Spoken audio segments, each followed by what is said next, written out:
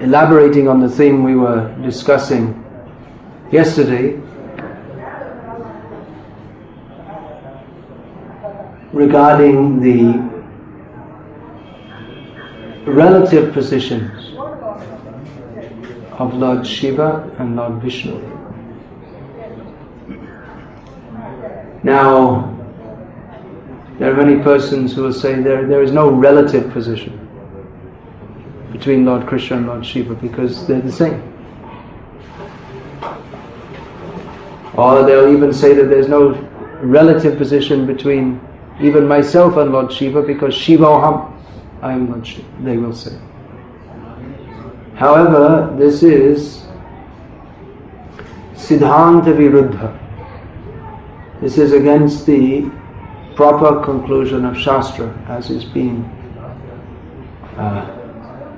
pointed out.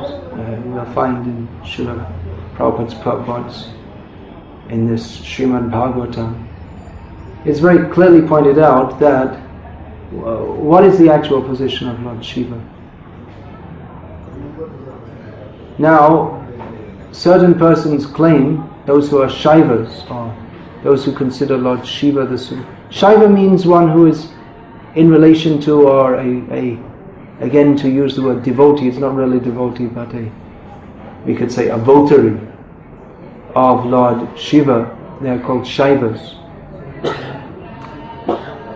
So, if we say that, we as Vaishnavas, we say that Lord Shiva is subordinate to Lord Krishna.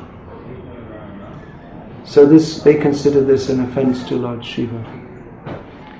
But actually we claim to be better Shaivas than the so-called Shaivas. We're also Shaivas. We're actual Shaivas because we offer all respect to Lord Shiva,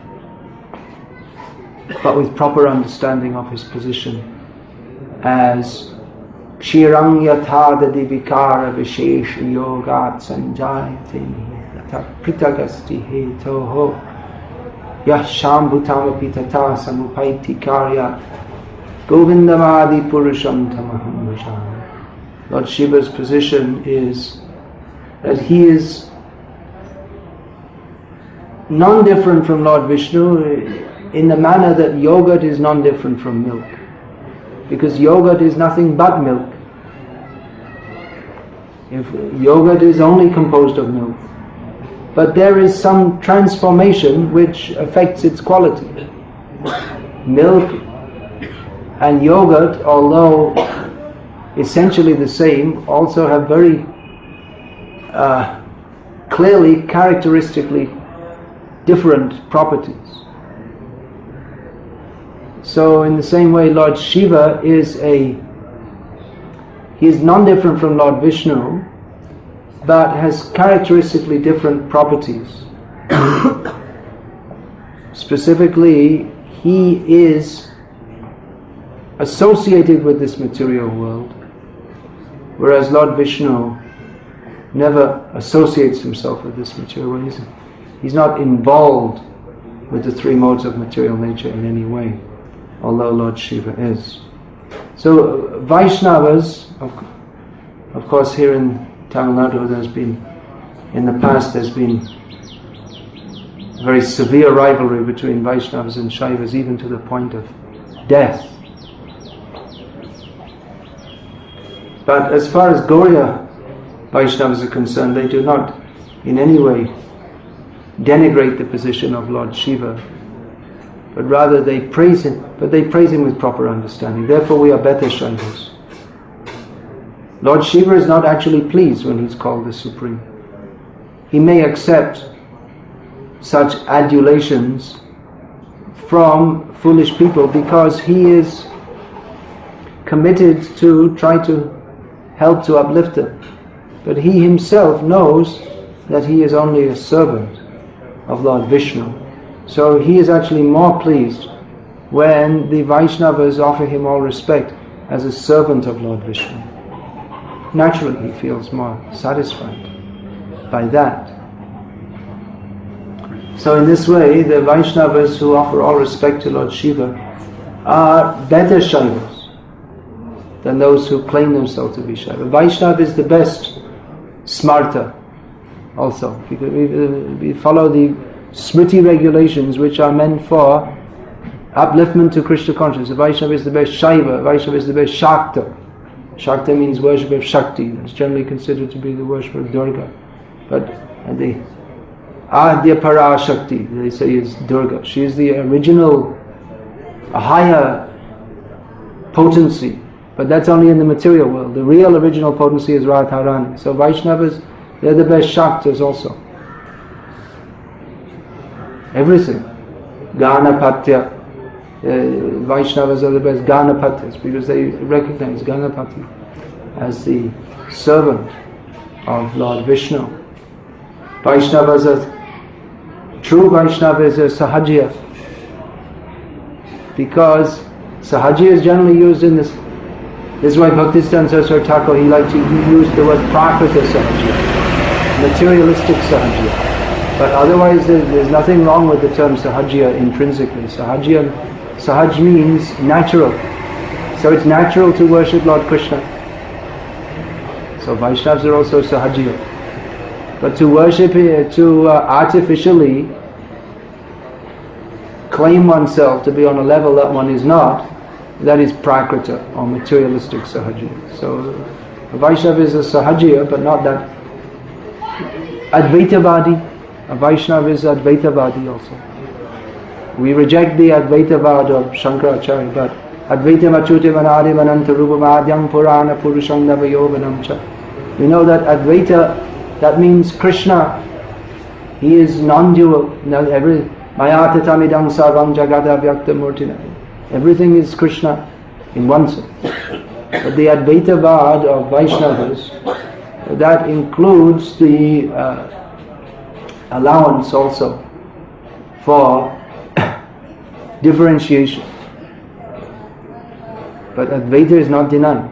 So proper understanding of it, this Kevala Advaita of Shankaracharya, only oneness or only non-duality, that is not the proper understanding. The proper understanding is simultaneous difference and non-difference inconceivably. Achintya Bheda Bheda. So in this way, Vaishnavas are the best Shaivas. However, this point is,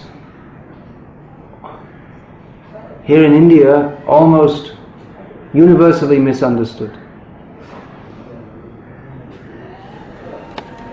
Pretty much everyone is thinking all the gods are the same.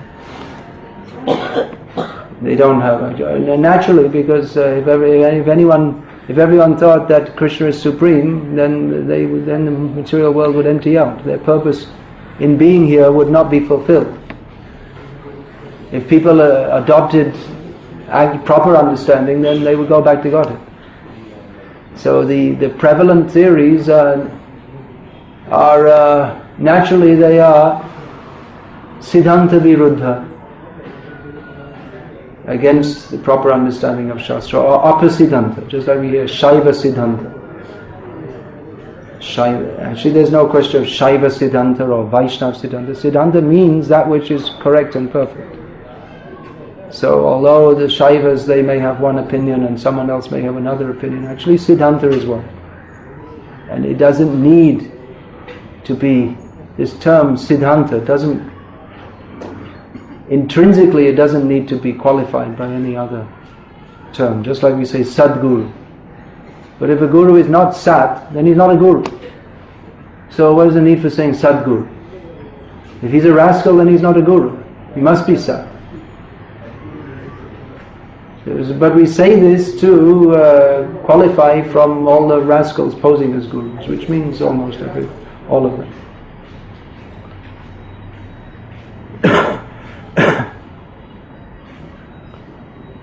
So to actually understand what is the position, who is Krishna? He is the Supreme Personality of Godhead. Who is Lord Shiva? He is the greatest Vaishnava. Who are the Jivas? They are all servants of Krishna.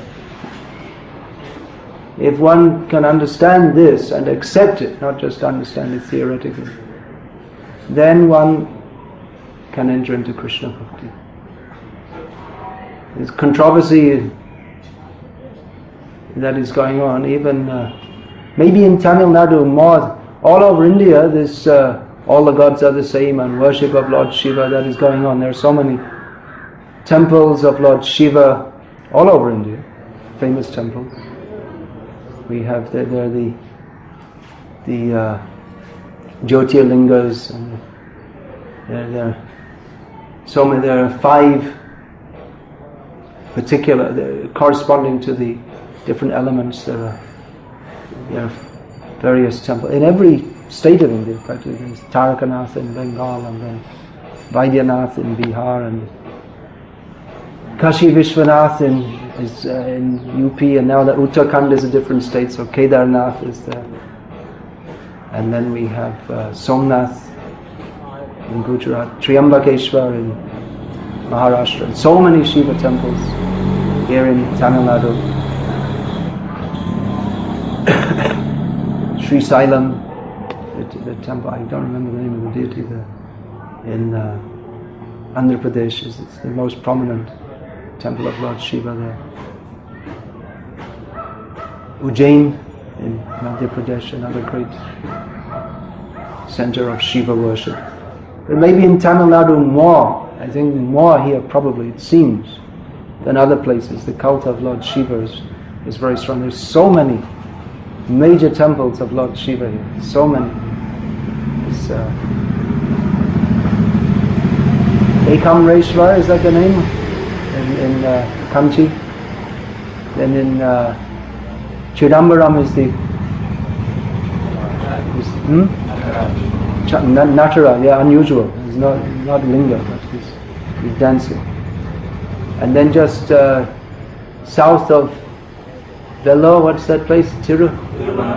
Tiruvannamalai. Madurai, that temple is famous as Meenakshi temple, but actually Sundaresh is also the Lord Shiva. It's not, husband and wife are both there, although somehow the wife is more famous there. So like that, it's a great place of the worship of Lord Shiva. And in Tamil Nadu, it is practically the only place in India, this sacred land of India, where the worship of the particular son of Lord, the 2 sons, the worship of Ganapati, one of the sons of Lord Shiva, is widely spread everywhere, all over India. But especially the worship of Subramanyam, Kumar, Murugan, Skanda, mostly known as Murugan here in the Tamil language. That is widely spread here. We don't find in other states where this worship is there. So, when we go to preach Krishna consciousness, we'll find that many people will question, why do you say only Krishna is supreme?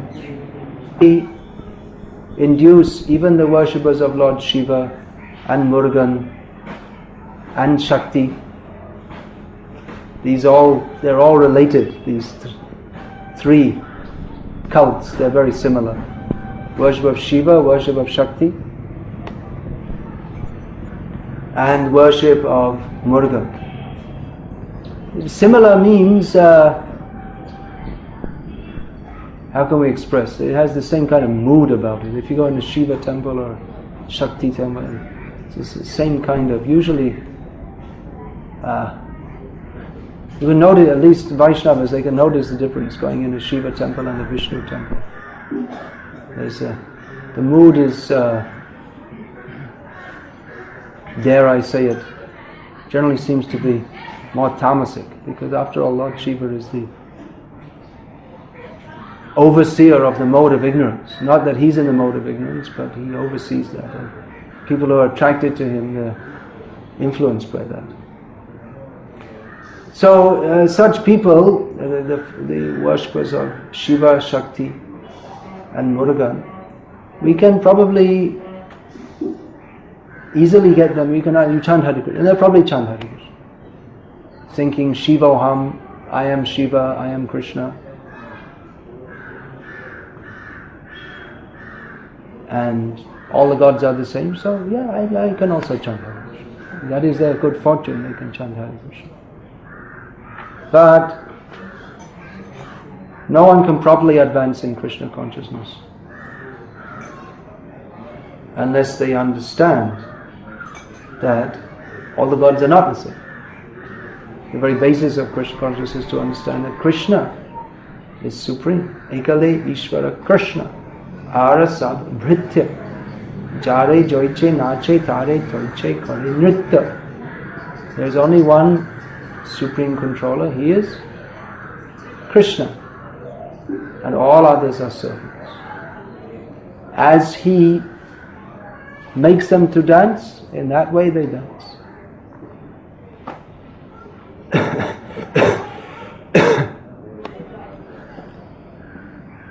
So there is some theory being propagated by certain preachers or so-called preachers of so-called Vaishnavism that it's better not to engage in such discussions with people. You just ask everyone to chant Hare Krishna and worship. You can worship all the other gods and you also worship Krishna. And then gradually by chanting and associating with devotees, then they'll come to understand. This is also apasiddhanta. This is not according to Shastra, that we should fail to hear what is the absolute truth. Rather, among the 9 processes of devotional service, first comes Shravan. One cannot properly chant unless one properly hears. And hearing has to be repeated.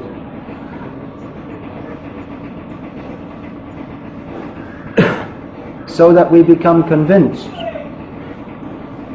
No one is going to become convinced of anything about Krishna consciousness unless they repeatedly hear it. Repeated hearing is required. Because we're so dull-headed and stupid. We have to repeatedly, again and again, hear. Yes, Krishna is supreme. And then someday we may finally accept, oh, actually, Krishna is supreme. I am the servant, all others are the servant.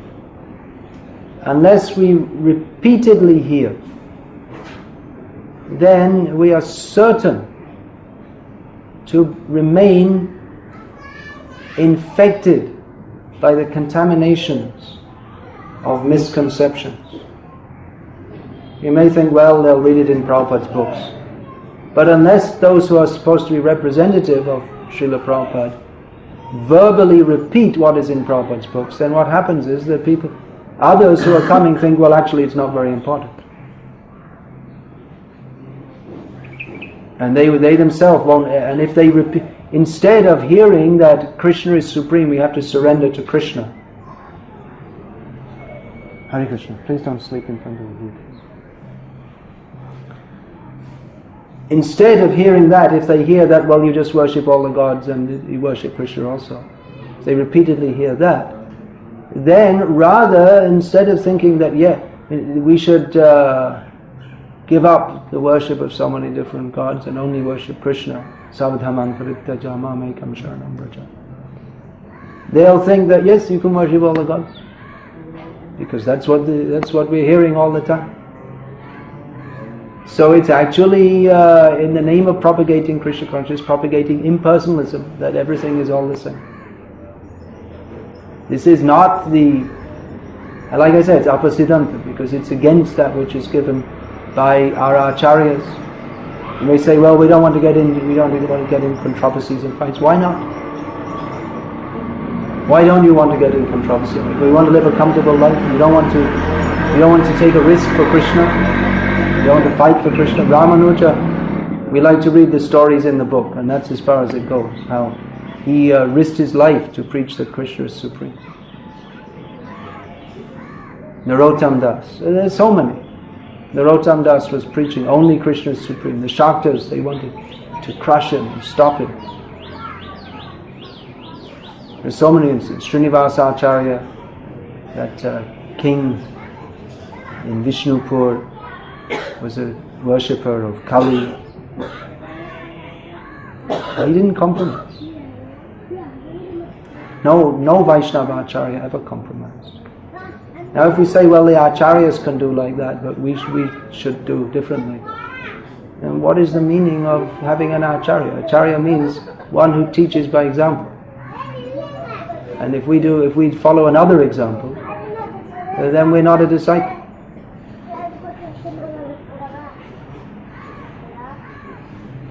So it may be a relatively easy path to cheat people by giving them something less than Krishna conscious, but we won't get devotees. Devotees won't come.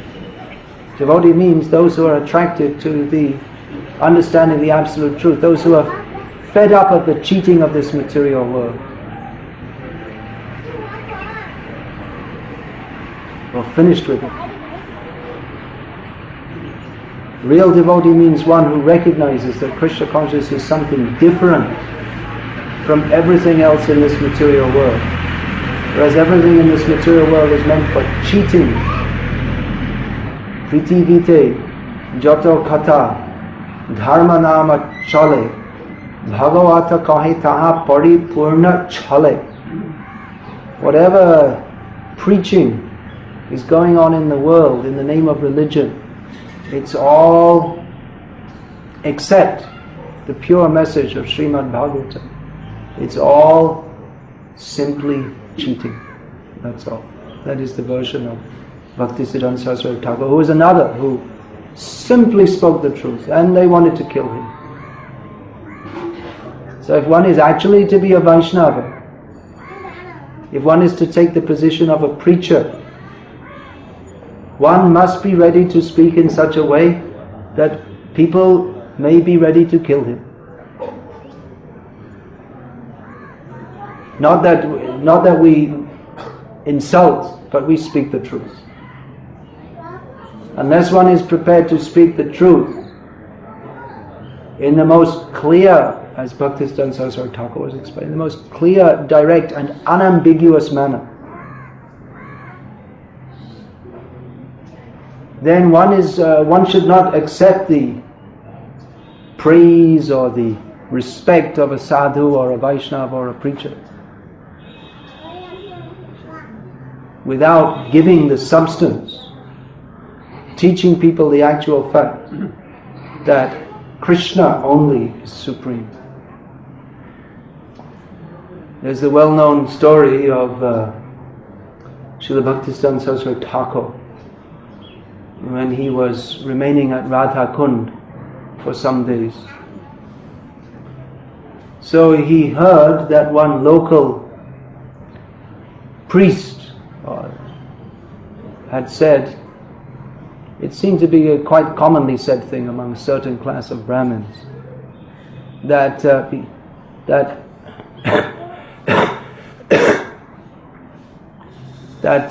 a Brijbasi and a Brahmin, I can also give blessings to Raghunath Das Goswami because he's from a lower caste. Das Goswami. He's not from Brahmin. He superficially appeared in a lower caste than those of Brahmins, although he's better than all. You can bring all the Brahmins in the world who are not Vaishnavas, who are not pure Vaishnavas, and all of them together are not fit to be compared to a speck of dust that Raghunath Das Goswami even once placed his feet on. So hearing this information, Bhaktisiddhanta Saraswati Thakur, in protest, he began fasting. And naturally the whole group with him, his disciples with him, they also fasted. Because if our Guru is fasting, then how can we? That was the consideration. So then some other local person intervened and went to that local priest and said that, you see, this great Vaishnava Acharya is visiting here, and because of your brazen comments, he is now fasting in protest. So he was brought there, he came there and he apologized to Bhaktisiddhanta Saraswati Thakur, who treated him very respectfully, and then he broke his fast. So then afterwards, one of Bhaktisiddhanta Saraswati Thakur's leading disciples asked him, why did you take that so seriously? You see, he's just so many foolish people are saying so many foolish things. You could have just ignored, he's a fool, you could have just ignored it. Why did you make such a big, I don't know exactly what language he used. As a disciple, he would have expressed it in a respectful manner. But he asked, he couldn't understand why. The Bhaktisiddhanta Saraswati Thakur, he replied that, I have come to Vrindavan in a motor car, which is, in those days, sadhus, they were very strict. They wouldn't go anywhere in a motor car. Motor car was unusual anyway. There were very few. They had to be shipped from England or America. And people are criticizing this, but I'm taking this luxury and this opulence and this position of an acharya. What for? To preach Krishna consciousness. If I was just simply sitting as a Babaji doing nothing, just doing my own bhajan, then I could have ignored. But having taken the honor and the respect of an acharya, then it is my duty to uphold the Vaishnava principles, to not allow or not tolerate offensive, wrong ideas to be preached.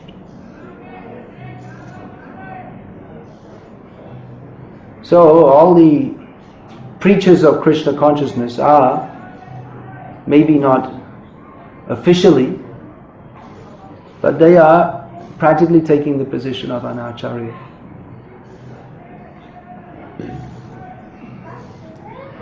And at least here in India, people respect. That's why we give the saffron cloth to or here in Salem, the yellow cloth. Saffron is almost yellow actually. Anyway, kasaya is the Sanskrit word. There's no real English word. It's reddish cloth. That is given, traditionally that is only given to sannyasis. That's not for brahmacharis. What to speak of someone who's just newly initiated and doesn't really know much. What to speak about philosophy, even how to keep their hands clean. But this red cloth is being given only as a facility for preaching Krishna consciousness, because people tend to respect that. So with that respect, one is supposed to preach Krishna consciousness. If one simply accepts the respect, but is not prepared to speak Bhagavad Gita as it is, and then he becomes like so many other sadhus who are doing sadhu business, wearing the cloth of a sadhu and talking. So many sadhus, people respect them. They speak something from Shastra, but ultimately they cheat people.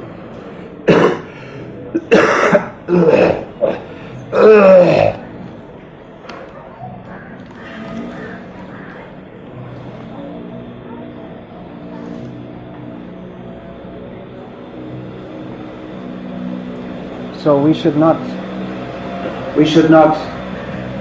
adopt the profession of cheaters. We should be 100% transparent in our presentation of Krishna consciousness, uncompromising. Now, of course, the Vaishnava principle is also there of humility. So, to speak uncompromisingly doesn't mean that one should be proud, arrogant, overbearing. It may appear like that to materialistic people. But at the same time, one has to cultivate humility. Not the artificial humility of, yes, you are very nice, everything is very nice, everything is good. That is not humility. That is the false humility of this material world, where everyone simply is nice to everyone else so that they can all indulge in the illusion of sense gratification in various ways.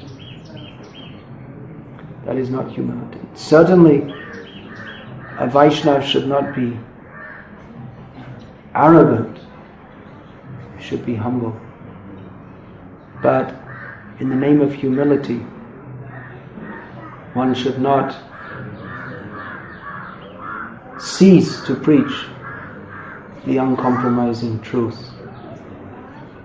So we often think that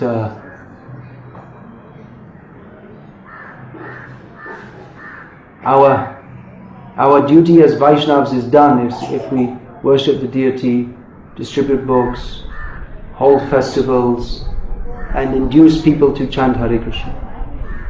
And we'll say, now there are 20 people chanting, now there are 40 people chanting, there are 60 people chanting. They're chanting, but do they understand? Do they actually accept that Krishna is the Supreme Personality of Godhead? If you ask, they may say, Amma. Yes. But you have to go deep, because they may go outside and then maybe there's some big Swami comes to town and they go there, and the big Swami will say, we are all God, and they'll also say, Amma. Whatever you say, yes, everything is, oh yes, whatever, means they're not actually hearing. It's very difficult to get people to hear the actual message of Krishna, because they're not used to hearing anything spiritual. Because they've heard so many spiritual things, and it's this hearing from Mayavadis, it creates a kind of consciousness by which one cannot hear the message of Krishna.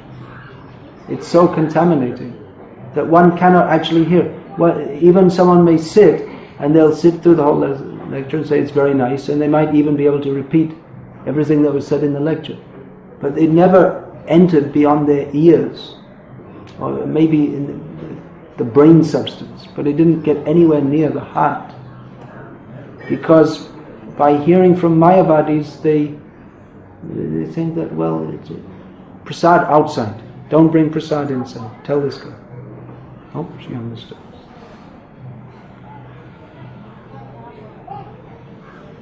Yeah, no prasad inside.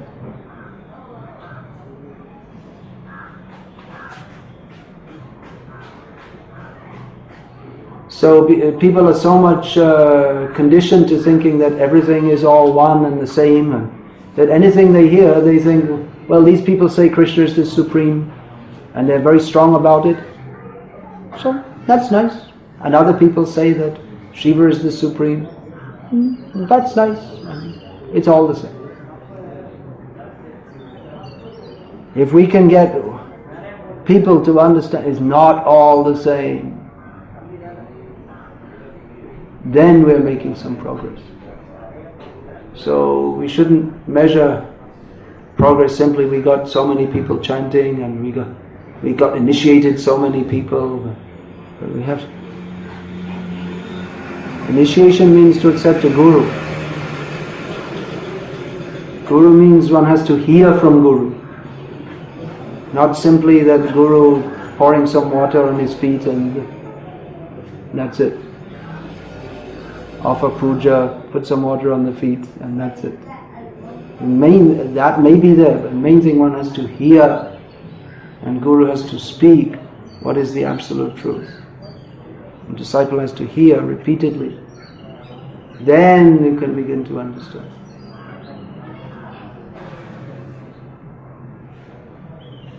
So as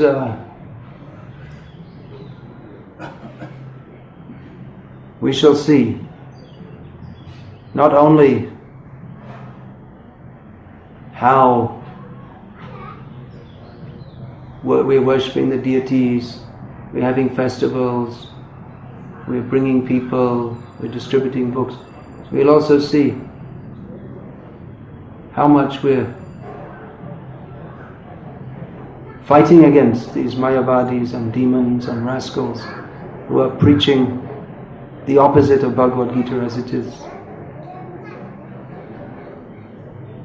And there will be some controversy, and some people won't like it.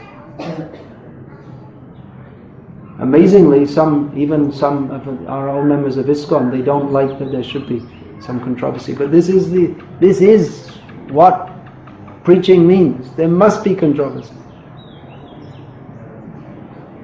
Unless we're speaking if we're actually preaching Bhagavad Gita as it is, then there must be opposition, because people won't like it. Because namang dushkutino murha prapadyante naratama maya paritagyana asuram bhavavasha. Because the world is full of people who are inimical to Krishna. So if we go and tell them, yes, you do whatever you like and you just chant Hare Krishna, okay, maybe I'll chant Hare Krishna. But if we speak that, when we see people becoming disturbed, then we know, yes, we're making some progress. Now that disturbance shouldn't be because of our bad behavior. Not that we think, oh, now we have to disturb people. Okay, go and smash all their windows. Not like that. Go and insult them. No. But if we just speak the truth as it is, actually many people will be prepared to accept. Gradually, at least. Then their lives can change, then they can become purified, then they can actually become devotees. But some people may object. Then we should meet them, we should speak with them on the basis of Shastra. Defeat them, because this philosophy is perfect, because it's the absolute truth. But if we don't speak the absolute truth, then that means we ourselves don't have faith in it. And then how will others have faith in it? So we'll simply create a whole society of prakrita bhaktas, or kanishta adhikaris, materialistic devotees, who have no real faith in Krishna. We'll always fight among each other.